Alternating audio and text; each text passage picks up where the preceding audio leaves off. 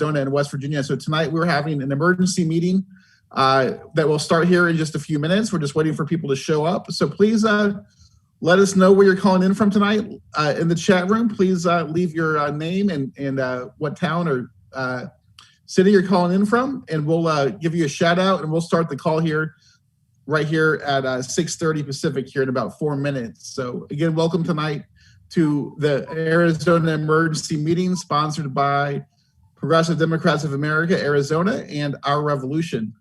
As everybody in Arizona knows, or a lot of folks know, that the fight to change America and make it a place that's more just, that a place where that we have a government that responds to the needs of the people, all that is going to come down to this summer and the work to move some pretty ambitious legislation through Congress. And so tonight's call, we're going to be discussing that. How can we get Senator Kyrsten Sinema to support filibuster reform, support some of the legislation she already has declared support for, and make it the law of the land. So we're going to start this call in just a few minutes. And I'm seeing a couple of people have joined us. I'm seeing Donna from Phoenix. Hey, Kai, how's it going tonight? I see Patty Blair from Sedona. I see Patty Serrano saying great name to Patty Blair. I see Janice Porter in Tucson. So please let us know where you're calling in from tonight, and we'll get the call started here in just a few minutes. And what'll happen tonight is we're going to hear from some amazing speakers. We're going to hear from Larry Cohen, the board chair of Our Revolution. We're going to hear from Paul Stapleton Smith, the vice chair of the Arizona Democratic Party. Billy Cisa from the Democracy Initiative, Kai Newkirk, who leads the End the Filibuster Coalition in Arizona. And we have some great co-hosts, Patty Serrano and Brianna Westbrook, who will take the call here in just a few minutes as we get going. And we'll start the call again here in 2 minutes at 6:30 Pacific time, 6:30 Phoenix time. So let us know where you're calling in from tonight and how you're doing. And tonight we want to make this a chance to have some good Q&A. So we'll hear from our speakers, spend the second part of the conversation on Q&A, and really gearing up for the rest of the spring and summer as we fight to save our democracy and make sure that we get the progressive agenda moving through Congress. I'm seeing Tom Duggar, who says he's a former Republican and Lincoln Party member. Hi, Tom. John from Flagstaff, Kathy Yance in Phoenix. Great to see you. And I'm seeing a question from Donna. We gotta get rid of the filibuster, but how do we recall the governor? So I'm not quite able to touch base on that here tonight, because I know the governor is a major problem in Arizona. And just signed some terrible legislation into law. So we'll get started here in 1 minute. Welcome to the call, everybody. This is Arizona Emergency Meeting sponsored by Our Revolution and PDA. There's a very busy schedule coming up with events and actions almost every day. It seems like that we want to mobilize our supporters to be out. Hopefully most folks are vaccinated now. We can go out in the streets, do a little bit more than what we've been able to over the last year, and let Governor Ducey know, and let Kyrsten Sinema know, and Senator Mark Kelly know that we're out here organizing and fighting for what we believe in, which is a fair democracy, good jobs, infrastructure. What's it going to take to improve our country and our state? And going to get started here in just 30 seconds. So again, before we get going, welcome to Our Revolution National Call with PDA, Arizona, Progressive Democrats of America. We're going to get started here in 15 seconds. So tonight we want to make this as interactive as possible.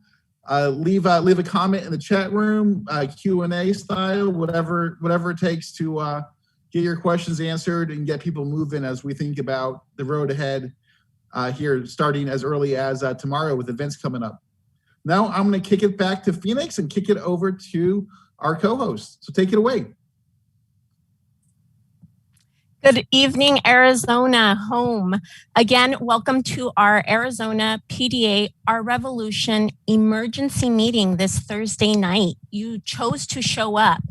As Mike said, my name is Patty Serrano. I'm a PDA chapter leader here in Arizona, and I will be helping co-host tonight's important meeting, Seizing This Moment. This is an emergency meeting tonight as we are witnessing our democracy and the well-being of our state and country facing a true crisis.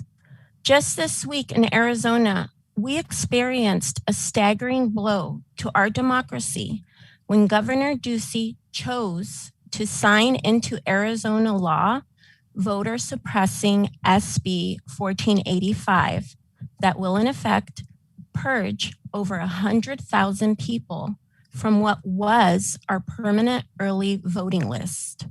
And just weeks before that, Governor Ducey signed an abortion ban attacking our reproductive rights. And Arizona, we know, is not alone in these state Republican-led legislative attacks on our democracy. So what do we do? That's the big question tonight. How do we mobilize for policies we need while fighting back on these attacks? So as Mike shared, tonight's theme specifically is how can we together mobilize our congressional leadership now found in Arizona's Senator Kyrsten Sinema to support what we need: real immigration reform, a response to our climate emergency, good jobs, infrastructure, democracy, and other critical Democratic Party priorities that we needed yesterday. So that's our big question that requires a big answer, of course. And before we get going with tonight's wonderful and educational program, I do want to introduce my special co-host tonight and sister activist, Brianna Westbrook. Brianna? Thank you for the warm introduction, and thank you everybody for tuning into this call. We know that you could be doing other things at this moment, but you chose to come here and listen to these voices and talk about the importance of why we need to eliminate the filibuster and why we need Sinema to move on this issue. My name is Brianna Westbrook. I'm an activist, organizer, former Bernie Sanders national surrogate, and a DNC delegate. I currently serve as an executive committee member for the Arizona Democratic Party and chair of the Arizona Democratic Party Platform Committee. We want to make this call as interactive as possible, so please ask questions in the chat. We will have a Q&A at the end of this call. If you have questions for our speakers, put them in the Zoom Q&A comment section. If you're watching on Facebook Live, you can drop your question in the chat. If you're calling in, press *3 to submit a question to sign up to volunteer. We'll get to as many questions as we possibly can. Also, we want to highlight the importance of a critical rally that we have coming up next Thursday. It's a statewide rally. We want to make sure that this is the big rally yet. It is 1 week from tonight.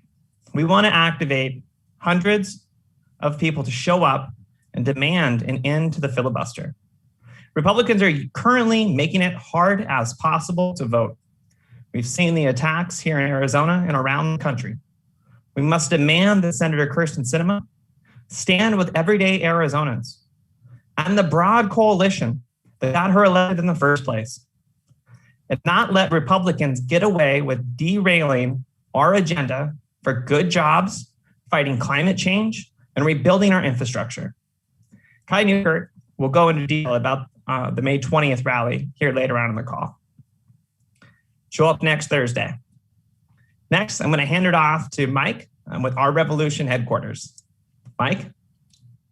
Thank you, Patty and Brianna. Again, my name's Mike Golos. I'm the National Field Director of Our Revolution, and just want to spend a couple seconds tonight giving a national overview about what Our Revolution is doing here in this moment and how we can support organizing in Arizona and also places that are critical to ending the filibuster and moving the progressive agenda. At Our Revolution, we have 5 main goals in this moment. We are organizing progressive powerhouses in communities and states across the country. So we're helping people gather, learn to organize together, and make things happen. We're making sure that our politicians are being held accountable, whether it's Joe Biden or the governor of your state or a local city council. We have folks working on holding our politicians accountable. But just as important, we are electing progressive champions to office up and down the ballot. And if you have a candidate that you want Our Revolution to endorse in Arizona, this year, next year, whenever, let's make sure that we endorse all of our progressive champions and get them elected to office. We want to make sure, though, as we're doing that we are doing the hard work of fighting for progressive public policy, that we're moving the agendas of our progressive movement through city halls, to the state houses, and through Congress. And lastly, we're building a progressive Democratic Party. I think what's so exciting about Arizona is that Arizona shows us that when we organize together, we can make our Democratic Party more democratic, more progressive, more responsive, more transparent. And so it is awesome to be with many Democratic Party leaders in Arizona tonight, because I think you show the nation what happens when we organize together and have a vision for change at our party level. So that's what we do at our revolution. And we just did a quick survey of our members last week. We got 7,000 responses, over 7,000 responses. And members of our revolution are saying this, that top 5 priorities: we need voting rights, we need healthcare, Medicare for all, we need to do something about climate change ASAP. To make this happen, we got to tax the rich, and we got to make sure that all workers have access to a union and a minimum wage of $15. Those were our top 5 priorities from a survey we did just over the last couple of weeks of our membership. And to make that happen, though, we got to do 2 major things this summer.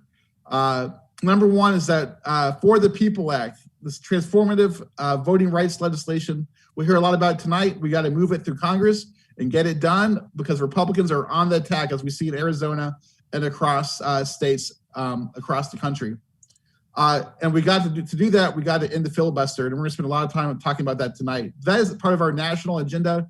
We have groups in West Virginia who just last night held a rally, made local coverage. So we're organizing in West Virginia, helping organize in Arizona and across the country to end the filibuster, especially when it comes to Senator's Mansion in West Virginia, and also Senator Sinema in Arizona. So this is the work we're doing across the country, and we're doing it because we know that 2022 is going to be a battle. These are 2 headlines last week that really shows us what's at stake, because Republicans, they got beat in 2020 barely, and they know that in 2022 that they can cause a lot of damage. So 2 things: Trump is still out there looming. He has the iron grip on the Republican Party, as we just saw what happened with Liz Cheney. And now Republicans are resorting to lies and brute force to win elections. We've seen that in Arizona. We've seen that across the country. So this is the sort of political atmosphere we're rolling into this year. And that's why we've got to get very serious about our organizing and making every day count to build the progressive movement and win these fights. And lastly, tonight, we in honor of Kyrsten Sinema's ring that she wore just a few weeks ago, our revolution, we're selling a sticker of the month, and designed by one of our local leaders who's also a graphic artist and an international artist. And so I'll put it in the chat here tonight. So become a member of our revolution, donate $5 or more, you'll get one of our special stickers that just came out yesterday, and selling pretty well. So we are organizing across the country. We want to support organizing in Arizona, especially in this moment. And I want to kick it now over to my good friend, Dan O'Neill with PDA in PDA, Arizona. Dan, how's it going?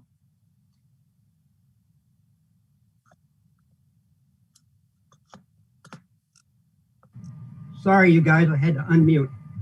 Mike, thank you very much. Thank you, everybody, for being on the call. We really appreciate everybody taking their time out to get on this call tonight. I'm going to make this very brief, because we have some great speakers ahead of us. First, I just want to, my heart goes out in solidarity to the Palestinian people tonight. And we hope that we can do everything we can to get the Biden administration to push for an immediate ceasefire and peace there in Israel-Palestine. There are quickly 3 or 4 things I wanted to touch on. First, PDA in Arizona is continuing to build this important coalition right now that we have Arizona in the Filibuster Coalition. It's a great partnership with many organizations, and speakers in a minute will talk more about that. 2, we are whipping votes here in Arizona with our contacts and our work in the Arizona Democratic Party to get the state committee to vote on some important, 3 important resolutions. One resolution is on the filibuster, ending the filibuster and having the Arizona Democratic Party on record for that. And a speaker is going to talk more about that later. And 3, PDA nationally and here in Arizona is continuing our national congressional district liaison project, where we are working, having activists in every congressional district in the country, all 222 congressional districts, that will meet with their representatives, meet with the representatives' offices in the local cities and towns, and push important legislation. Here in Arizona, we're going at hard hit on O'Halloran and Stanton on Medicare for All. We've got the other 3 on board, but we got to get them on board. And then 4th, I want to end by saying we're going to continue our partnership with one of the most important organizations in the country, our work and partnership with Our Revolution going forward. So I really would like to pass it back over to Patty, I think. Is that right, Mike? And thank everybody for being on the call. Thank you, Dan, for all your ongoing organizing work here in Arizona. It doesn't go unnoticed. And we are going to move to our first guest tonight now, which is Larry Cohen. Larry is one of our contemporary giants and warriors for democracy and social justice. He currently serves as the board chair of Our Revolution here and was a national surrogate for Senator Bernie Sanders' presidential run. His impressive resume spans quite long, but I do encourage you to check out more on this great labor leader and community organizer simply by looking up Larry Cohen. It's worth it. You won't regret it. You will learn. Larry, thanks for sharing space with us tonight. So why are we here? Tell us about the big picture here regarding this Senate rule called the filibuster. If you could share a little bit for some of us who may not be as familiar with what the filibuster is and why we know it is so dangerous for our American democracy today. Yeah, thanks, Patty, and thanks for that introduction, and also your rundown earlier of the issues that move us all. So I like to say that it's the rules, not just the rulers. And obviously for any of us as activists, as organizers, as just citizens, as residents of this country, if we're immigrants and not citizens, we're focused on issues, and you rattled them off quite well, whether it's economic justice, racial justice, environmental justice, social justice issues, whether we're fighting for our jobs, our rights at work, whether we're fighting to save the earth, literally, for immigration reform that's decades overdue. Those issues are what motivates us into the struggle and to spend time on this. The issues are supposedly why we vote for one candidate versus another. But the problem is that, particularly in this country, from the beginning, the rules are in the way of that kind of organizing work and of the issues that really motivate us. And it would take days and days to run through all of the problems: the Electoral College versus national popular vote, the Supreme Court that acts like a Congress throwing out laws that they believe are unconstitutional. Other democracies don't have things like this. Well, they certainly don't have a Senate that functions the way ours does, with 2 senators, regardless of what state it is and how many people live there. And yet we can block DC from being a state, these same Republicans, that has more people in it than many of the states. And then Republicans say, well, DC should join Maryland. So Wyoming could join Montana. There's more people in DC than there are in Wyoming, but that would be considered absurd. The point is, we could go on and on about the rules. Voter registration. No other democracy has voter registration. You show up with a decent ID and you vote. It goes on and on and on. And we just heard earlier about in Arizona is one of 6 states now since the beginning of this year that has passed really horrendous legislation to block voting rights at the state level. And the states control voting rights. for the most part, unless there's federal law that overrides it. So the bill that we call Senate Bill 1 is the For the People Act. It's passed twice in the House, H.R. 1. Jeff Merkley from Oregon is the sponsor in the Senate. It's supported and it cleared the Rules Committee, chaired by Amy Klobuchar this week. When I say cleared, it was 9-9 because the Senate's 50-50, every committee is 50-50. But 9-9 is good enough because the majority leader is the Democrat, Schumer, and the 9-9 vote means that bill, For the People Act, can now go to the floor of the Senate when the majority leader calls it to the floor. So, again, lots of other legislation, the PRO Act for union folks. We're going to hear from Yolanda from CWA later on this call. Immigration reform, even gun safety, which is such a big thing in Arizona. The Giffords committee, but all these things are blocked, not really because of the filibuster, interestingly enough, although we all want to get rid of it. They're blocked because for the last 40 years in the Senate, filibuster wasn't enough to block legislation. They shifted to what they call unanimous consent. And when they don't have unanimous consent to bring a bill to the floor for discussion, we're not even talking about voting. This is, again, rules, not just rulers. Rules, not just rulers. When they don't have unanimous consent, as the Senate functions now, it takes 60 senators, 60 out of 100, to put the bill on the floor. Filibuster is supposed to be about the minority being able to speak. It's supposed to be about the minority being able to make amendments and to have a role. But that's not what we have for decades. The whole time Obama was president. And in fact, Bellin, who you'll hear from now, works for the Democracy Initiative. CWA and others started that 10 years ago because we saw that the rules were in the way of social justice and all the things that we cared about. So what we're talking about now is that one of these bills, any of the issues that Patty talked about at the start, most likely Senate Bill 1, For the People. Why? Because we have a crisis now.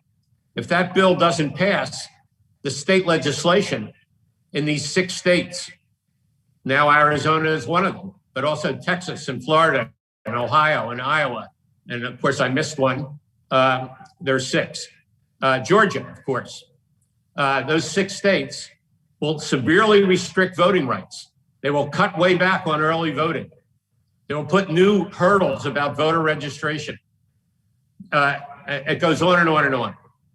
So what the For the People Act is about is to guarantee conditions in every state about the right to vote.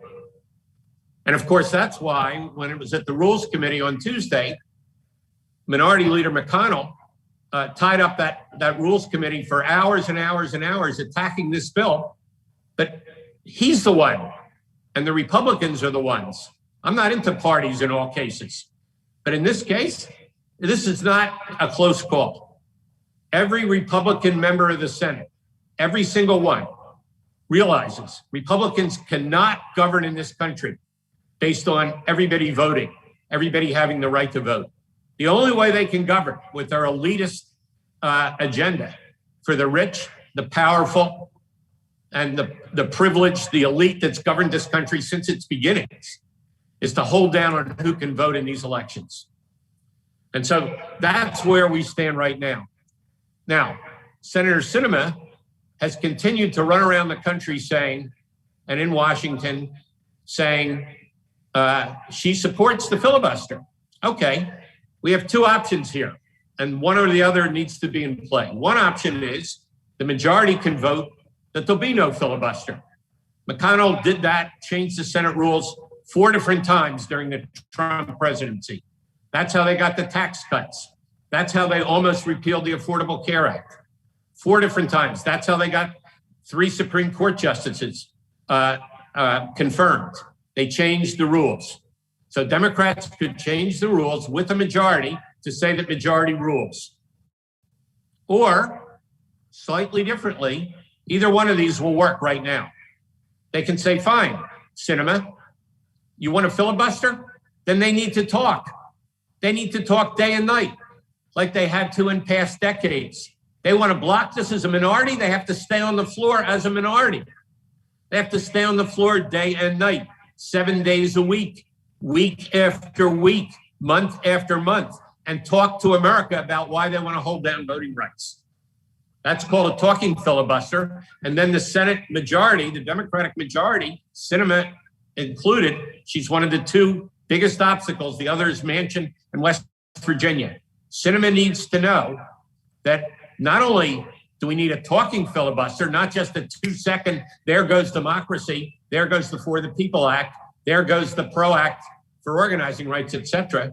No, they're going to have to talk day and night while the whole world is watching this so-called democracy trample on voting rights, led by those 50 Republican senators. And then the Senate majority, the Democratic Party, including your Senator Sinema, has to vote to then call the question, which is very easy to do. It's just put up your hand, call the question. It's a simple parliamentary motion, and they would vote on the bill. And with Harris breaking the tie, the vice president, they would pass that bill 51-50, and that would then be a roadmap for other legislation.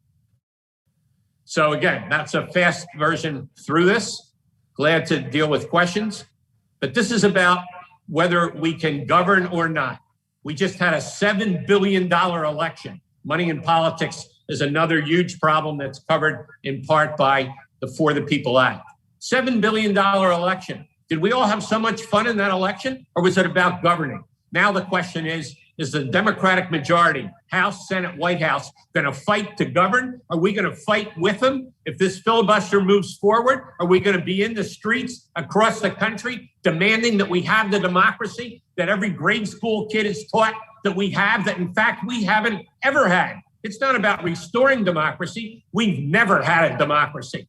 We're fighting to have a democracy for the 21st century. And I'm confident that with the folks that are on this call, with the movement that you're building across Arizona, with the partnership of PDA and Air Revolution and so many other groups, with the incredible work being done in the Arizona Democratic Party to reform it and to change it and to make it a party that has a real platform and that says no to the filibuster and says that if you want to run as a senator in Arizona as a Democrat, we're going to hold you to our resolutions. That's on the line next week. That's on the line in the rally that you're going to hear about. That's how this all comes together. I'm proud as can be to be here with all of you from Arizona. Carry it on. Wow, I'm fired up, Larry. Thank you for the encouragement. And, it's going to be a big rally next week. I'm really excited to introduce our next speaker. I've known her for a long time now. Her name is Belén Sisa. She's with the Democracy Initiative, lived here in the Phoenix area, worked for Bernie in 2016 and 2020. She's currently serving as the Arizona campaign manager for the Democracy Initiative and the communications director for the Arizona in the Filibuster Coalition, which has grown to over 19 organizations since January. So it's just continuing to grow, and more people are coming into the fold in this coalition. Belén, I have just a few questions for you. If you could just kind of fill in the audience here. What is the Democracy Initiative? What are some of the organizations that make up this broad coalition? What is the Democracy Initiative doing in Arizona? I'll hand it over to you. Thank you so much, Brianna. It's so great to be here with all of you. I feel like every day is a privilege to be able to be on a panel like this, on a call like this, to organize a state that many people had given up on until organizers organized it and we started having victories in our favor. We were no longer just playing defense. We are starting to play offense. Which is exactly what our opponents are doing right now. Democracy Initiative actually is a coalition of social justice organizations and labor unions that came out of President Obama's first term. As some of you may remember, if you're paying attention to politics then, barely anything was able to get done. And why was that? Because Republicans were blocking everything that President Obama wanted to pass. for over 80 years, the Jim Crow filibuster was only used to block civil rights bills, and now is pretty much used for everything. So this is not something new. This is not something that doesn't have a history to it, which I really think is important to touch on, because when we know the history of things, that changes how we view this issue and why it needs to be dismantled. So I'm going to give you some things that the filibuster has done and things that it has banned, and I have a list. So including some very recent decisions and bills that have been up for a vote that were bipartisan. So when Senator Sinema says that she wants to do a bipartisan way of passing legislation, she thinks that means she's off the hook, that she's good with, the Republicans and the Democrats and the independents, when in reality, her approval rating is going down. And the fact that in the past, we've lost background checks on gun purchases, the fact that we've had immigration reform and raising the minimum wage up for a vote, and because Republicans use the filibuster to block it, we are still sitting here fighting for the same rights. We're fighting for justice for our immigrant community, because being bipartisan is not what's going to get this done. Being bold and being brave and standing for the people who voted for you, that is what's going to get us anywhere. That's how we're going to get progress. And the filibuster in the past has been used to preserve the power of slavery in 1848. It's been used to block anti-lynching bills 3 different times in the past 80 years. To this day, we still don't have anti-lynching legislation that has passed through Congress. It's blocked poll tax bills that would have eliminated poll taxing during the civil rights movement. It blocked the Civil Rights Act of 1957 and 1964. It has done more bad than good. And the fact that we are continuing on and people are defending the Senate procedure in 2021 is unacceptable. Because recently also, a fight that many of you may have heard of is in 2010 when the DREAM Act was up for a vote. That to me is a very personal way that the filibuster has impacted my life.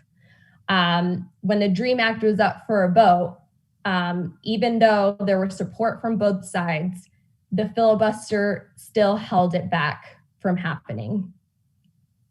So the time is over. We've been here before. This is not new. We've already seen it play out during the Obama administration. And the only way we're going to be able to pass this legislation that we voted for our senators to fight for and to pass is going to take getting rid of the filibuster, getting rid of something that is ingrained and rooted in white supremacy. That should tell you something. It should tell you that this is not something that's necessary or needed. So to the Democratic senators who defend the filibuster, they're protecting a legacy of racism, and they're choosing to let obstructionists block progress on bills that would address our country's biggest challenges, like Larry mentioned while he was speaking. And here in Arizona, we have 2 senators who still have not stood up for the people who elected them. Instead, they've just either stayed silent or they have insulted their constituents. And that's why the organizing we're doing here in Arizona is so important. The reason why I'm here, besides the fact that I've grown up here in Arizona and it's my home, is we are pushing our entire country forward by pressuring our 2 Democratic senators to do the right thing. Because if they can do it and we're in Arizona, then every other state can do it too. And we've been doing it since the passing of SB 1070, the Show Me Your Papers law, where we, when the Trump administration was elected, had to lead the way because we've already been through it. This is exactly that. And if the next 10 years are anything like the past 10 years have been, with the progress that we've made, with the people we've elected who are our allies, I think that we're going to be in a good place. And it makes me hopeful to continue this work of bringing this coalition of organizations together to narrow in on what's holding back everything that we've been fighting for years. So what I would say to everyone listening is, now that you've heard this history, now that you know what this is rooted in, no one can defend this. We need you to explain to your friends, to your community, to your family, what this is and what it's holding back. Because I know that one of the arguments has been, well, what happens when, you're in the minority as the Progressive Party or the Democratic Party? The reality is that when we deliver for our voters, when we show them that it was worth putting in the work to elect them, to give them their vote, they will be with us. But if we continue down the road of saying, well, it's Republicans' fault, that's the reason why we weren't able to pass anything, and then losing an election again, and the cycle continues and continues and continues. But we're doing the work to change that. I appreciate, everyone on this call, and I hope that I will see you very soon, either on one of our coalition calls or at the March 20th rally that we're planning. Thank you. Thank you, Belen, and thank you for calling the filibuster what it is. It's a monument to white supremacy. It must be taken down. And to be clear, Sinema loves to say bipartisanship. Good jobs is bipartisan. Higher wages is bipartisan. Collective bargaining is bipartisan. Climate change is bipartisan. Voting rights is bipartisan. These things go across party lines, and they're important policies that President Joe Biden ran on. Arizona sent 11 electoral votes for Joe Biden. The first time the Democrats been elected, 11 won this state in some time. And I think that sends a message that Arizonans are behind this agenda and they're ready to build back better. With that, I'm excited to announce my friend and colleague and great labor organizer out here in Arizona, newly was elected he's the second ranking member of the Arizona Democratic Party. He's a vice chair, Tucson native, like I said, big labor leader, community organizer, Paul Stapleton Smith. Paul, can you tell us a little bit about yourself? And most importantly, what do we as Arizona Democrats need to do to get Senator Kyrsten Sinema to support ending the filibuster? Thank you, Brianna, and thank you to everybody on this meeting. It's been said, all of the good stuff has been said. Now, of course, we go to the calls to action. And as Brianna said, I was born and raised here. I have over 60 family members here. 5 of us are not Democrats. So these are my people here in Arizona. My first commitment has been to electoral and policy work to unions. I'm an IATSE Film and Television AFL-CIO union member. I have been an AFL-CIO officer. I serve on several legislative committees. And some boards and commissions. And I do that for a reason. Even as I was elected to the first vice chair position in the state party, we have to be able to put ourselves into places and spaces. And when I say ourselves, I mean everybody. We have to be able to create the power dynamics that actually get things done. You heard tonight that we were promised, all of us who work to get our folks elected, right? Give us the majority, we'll advance the agenda. Well, we gave them the majority. And what do we have? What do we have? And to that end, for folks on this call in Arizona who happen to be state committee members for the Arizona Democratic Party, before the body on May 22nd, we have a state committee meeting.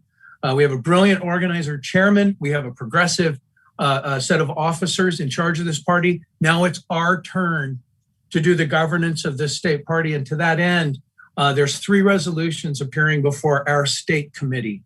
And one is a call to end the filibuster. It's a brilliant and artfully written, clear and concise definition that calls upon our esteemed U.S. senators to end this filibuster.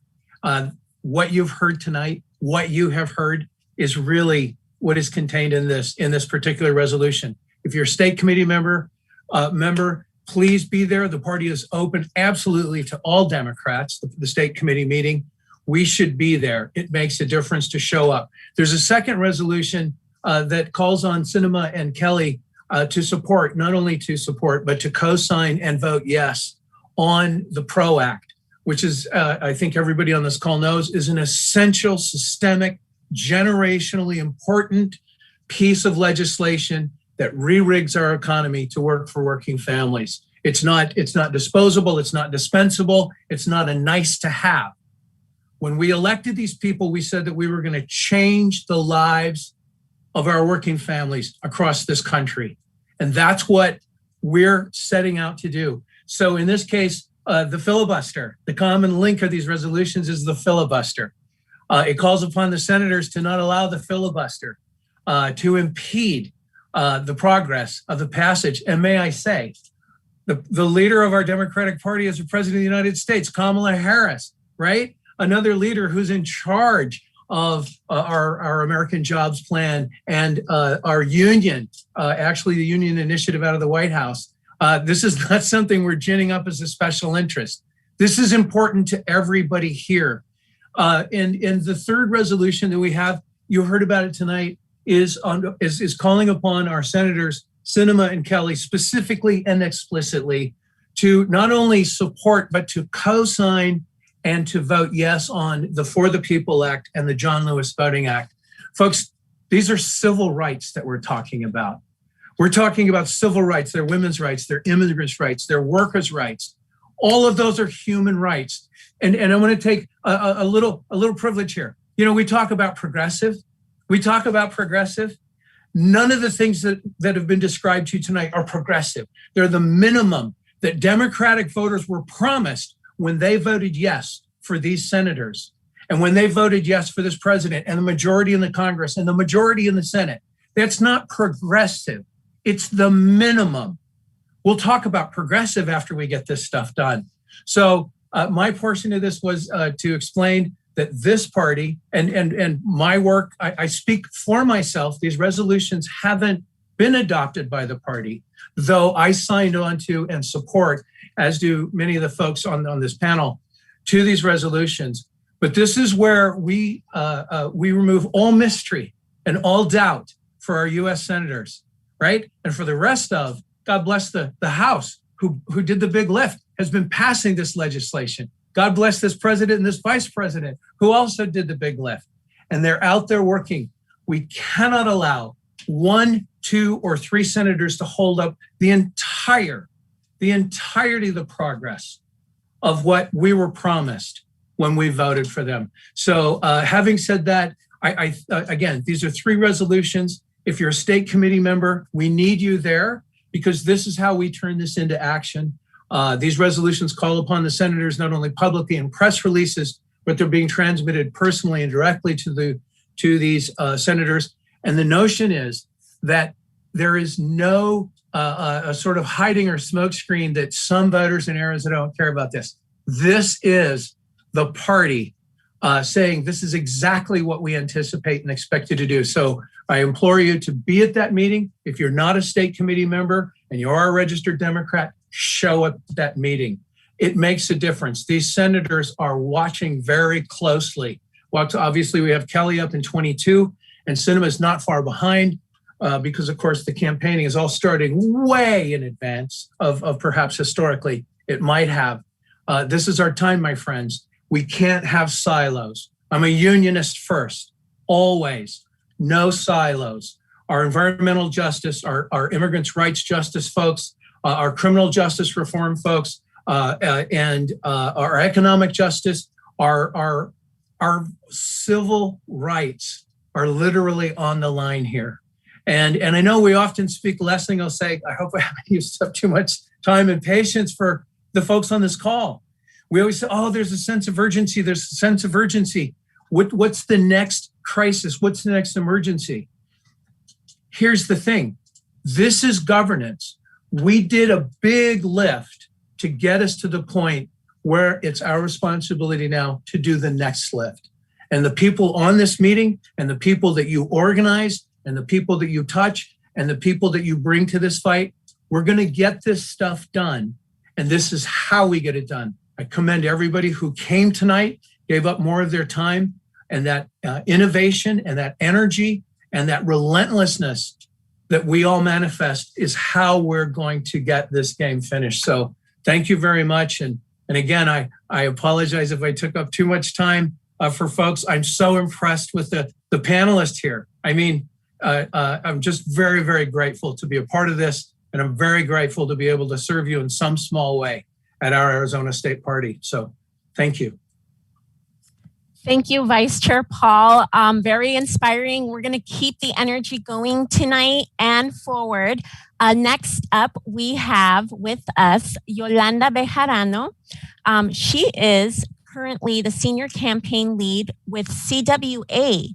CWA, Communication Workers of America, our largest communications and media labor union in the United States.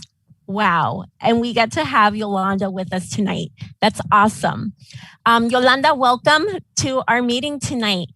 Talk to us about some of the bills we've mentioned. I know like the PRO Act, of course, S1 for the People Act, that CWA has specifically been working on that we now know for a fact is being blocked by the filibuster at this time. Yes, thank you so much, Patty. Hi, everyone. My name is Yolanda Bejarano. I'm with Communications Workers of America. For the past few years, we've been working on educating and mobilizing our members around the PRO Act, the Protecting the Right to Organize Act. Our national labor laws need meaningful and transformative reforms. The PRO Act would do just that. It would make it easier for workers to form a union at their workplace and negotiate a collective agreement that helps ensure that all workers get the same pay for the same work. But this historic piece of legislation that would put the power back in the hands of workers and reverse decades of laws meant to crush unions will not pass the Senate because of these arcane Senate rules. Another bill that will not pass the Senate because of the Senate rules is the For the People Act. Like Patty mentioned, Arizona Governor Doug Ducey signed SB 1485 this week, a voter suppression bill that purges thousands of voters from the voter file if they have not voted in 2 consecutive elections. We need the For the People Act to pass in the Senate. When asked recently about filibuster reform, Senator Sinema said, "I think the solution is for senators to change their behavior and begin to work together." But there is no evidence to suggest that that's going to happen. It is so frustrating to hear comments like that when she publicly ran as a Democrat. She didn't run as an independent. She didn't run as a Republican. So why is she in step with the Republicans? Why is she not supporting President Biden's Democratic agenda? I've had countless conversations with folks who helped get her elected, which include a lot of our members, and it's really hard not to feel like she doesn't care what we have to say. We need to hear from her. We deserve to know what she's thinking. We elected her to represent us, and we deserve answers. We know that she is an astute political leader, and sharing her reasoning with us so that we can have a better understanding of her decisions is the right thing to do. If she expects our continued support, this needs to happen. This is not an unreasonable request. An unreasonable request is that she expects us to believe that Republican senators are going to change their behavior and vote in favor of legislation that actually helps people. That's unreasonable. I hope you will all continue to pressure her to do the right thing. We want to be proud of our leaders, but unfortunately, she's making it very difficult for us. Thank you all so much.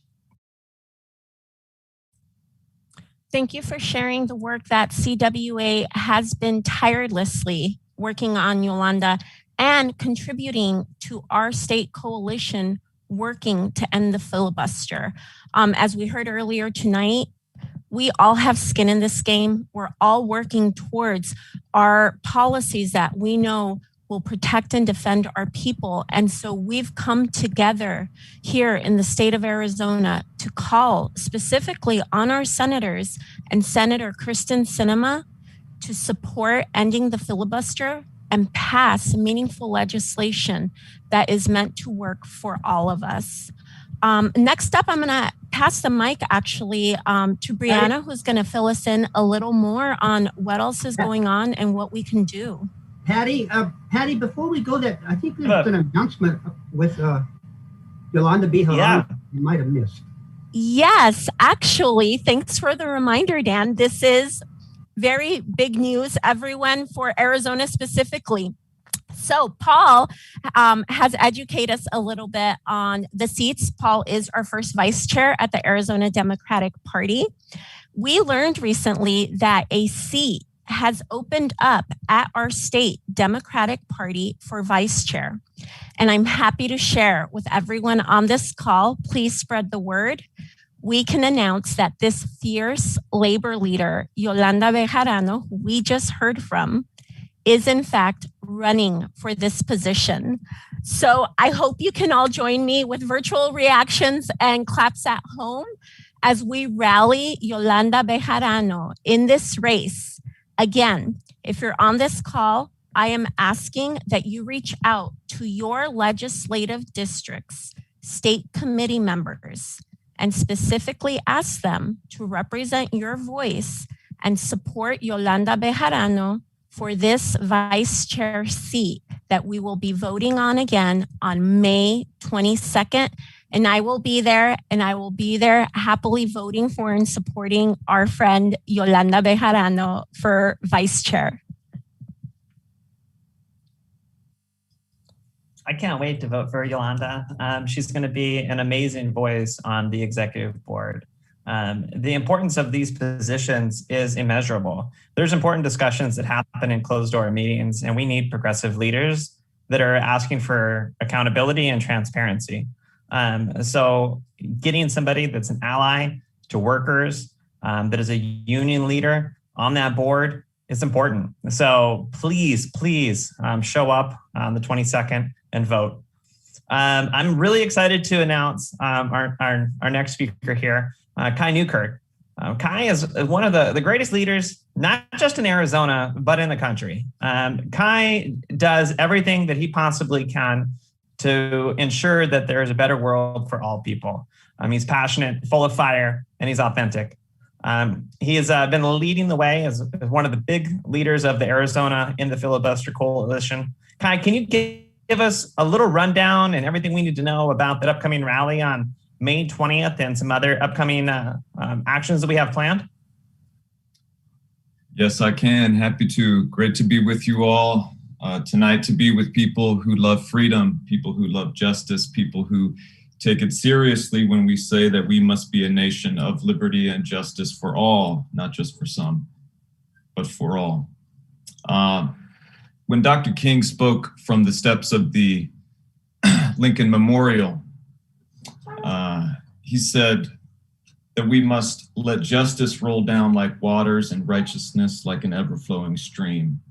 And when I think of that river of justice, which never comes to an end, I understand that the filibuster right now in this moment in our country is the dam that is holding back that river of justice that can advance progress in our country, advance freedom in our country for so many people across so many fronts.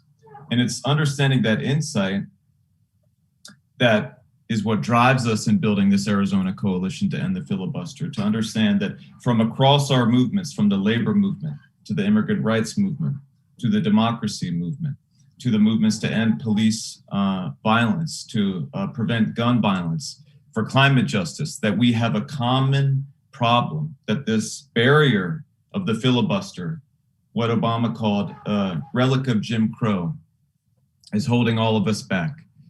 And we have to understand that it's a minority veto. It's not about, in its current usage, protecting minority rights, but it's a way to maintain minority rule in many instances, and that is incompatible with a democracy. And so we're bringing our movements together in this coalition. We've got everybody from PDA and Our Revolution that are on this call, to the Arizona AFL-CIO, to CWA that Yolanda represents, to the African American Christian Clergy Coalition, to Progress Arizona, Arizona Dream Act Coalition, and Lucha and more. And we're coming together because we understand that we have to, in this moment, bring our power together to remove this common barrier of the filibuster and open the door to progress and change on so many different fronts. But I want to challenge us tonight. We often talk about the filibuster as the Jim Crow filibuster, right? You've heard that? When we look back to the original Jim Crow and we ask ourselves, how was that finally ended after decades and decades of entrenching a vicious system of racial apartheid in the South in our country? How was it ended? It was ended because people organized and built a multiracial, multi-generational coalition, a movement that organized and mobilized, that put their bodies on the line and shifted the entire political weather in the country.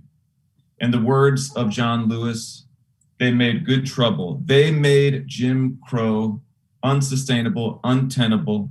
They made change inevitable through struggle, through sacrifice, through coming together and building with the spirit of love, with the spirit of determination. And that is exactly what we're going to need to end the Jim Crow filibuster. If we're going to do this, it's not going to be easy, but it is necessary.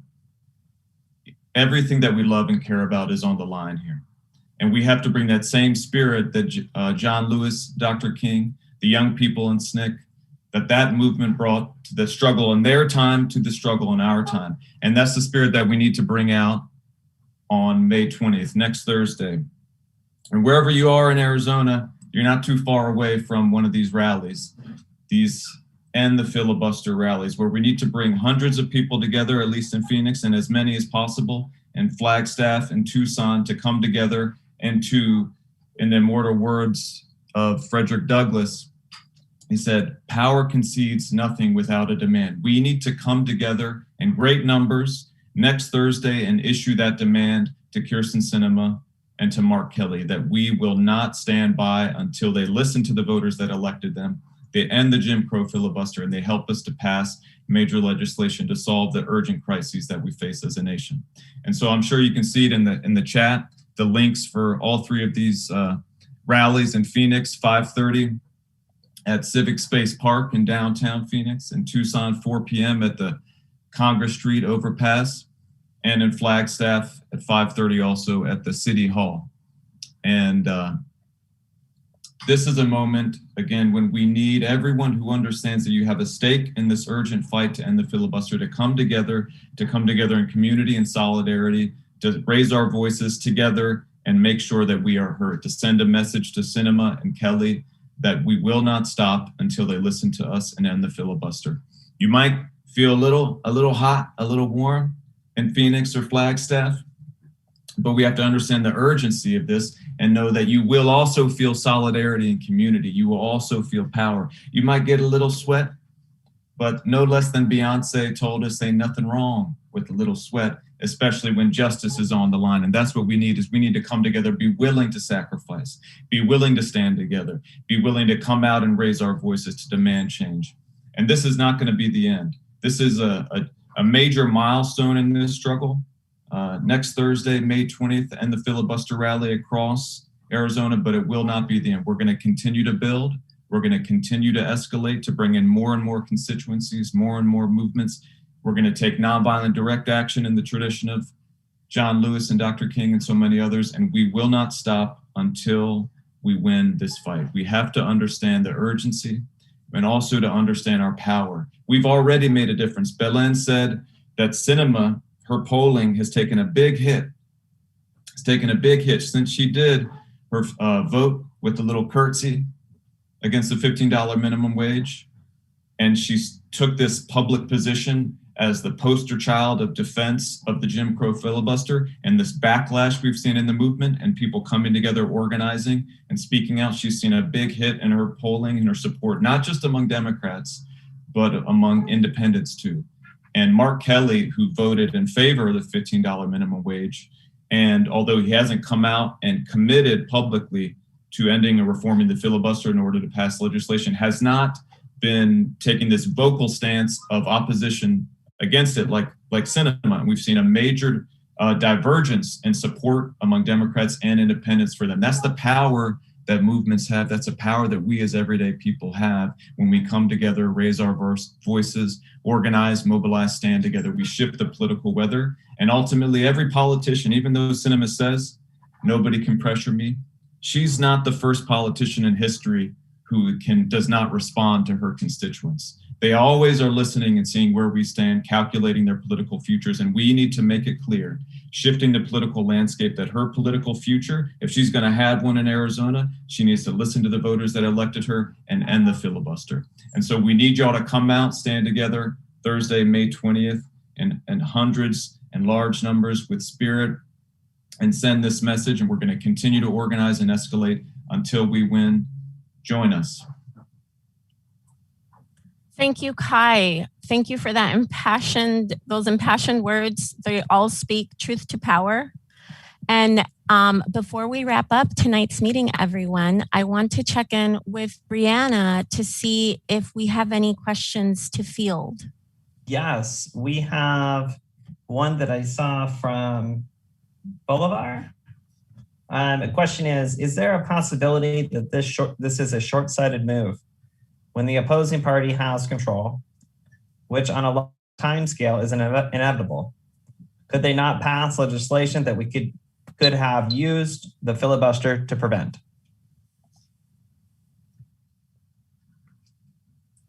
Is that for me?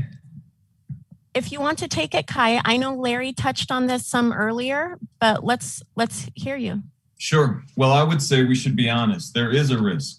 There is a risk in ending the filibuster. At some point, Republicans will gain control again. I hope it's in 30 years when they become a radically different party.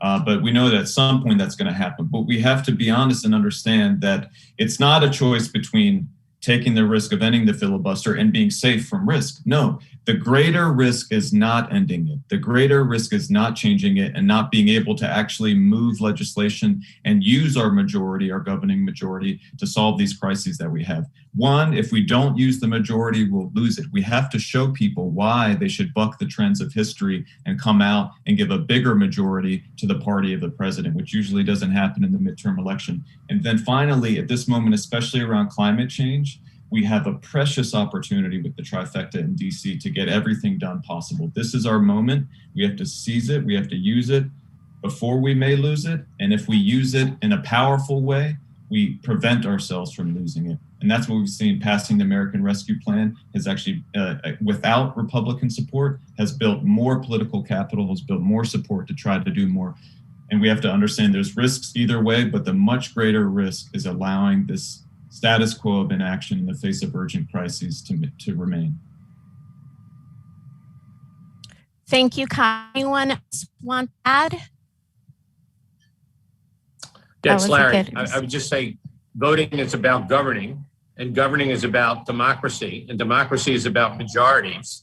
And so there is no risk, in my view. And secondly, we should remember McConnell 4 critical times used the majority and avoided the filibuster based on parliamentary motions. So McConnell just did this on taxes, tax giveaway to the rich, on his effort to eliminate the Affordable Care Act, on nominating the Supreme Court. So the risk is already there. So either we're voting to govern or we're voting just to vote. We got to decide, why are we voting and why do we put all this energy into politics if a majority never rules? Thank you, Larry. Brianna, any other questions? So many snaps for Larry. Larry and Kai both really summing it up. I don't see any other questions in the chat. All right. Well, we are wrapping up right on time, folks. I really want to thank you. Showing up is the first step to any change. Those of you who chose to show up tonight are ready for the next step. We want to thank you for joining tonight's important call. It is an urgent need. We are sitting at a crossroads. This is an urgent need to end the filibuster. We can and we will end the filibuster if we do this together, if we participate. So we expect everyone out there on those streets. Hopefully you are safely vaccinated. We do encourage that first, but come bearing your masks. We will be out there at these rallies across the state. We have organized again, May 8th rallies in Tucson, the Phoenix area, and up north in Flagstaff. Please join us in raising your voices on this urgency to end the filibuster and contact our senators, asking them to support ending this Jim Crow relic of a rule that we no longer need in order to get legislation done. In the words of Mrs. Nina Turner, who is running for Congress in the state of Ohio, all that we love is on the line. All that we love is on the line here, folks. So before we sign off, we will do our traditional chant. I will say, when we organize, and I know we're doing this virtually, but we can do this. Let's pump it up. When we organize, please unmute yourself if you can, and you respond, we win. When we organize, we win. When we organize, we win. When we organize, we win. All right, folks, have yourself a wonderful night. We'll see you May 20th. Thank you. Oh, there.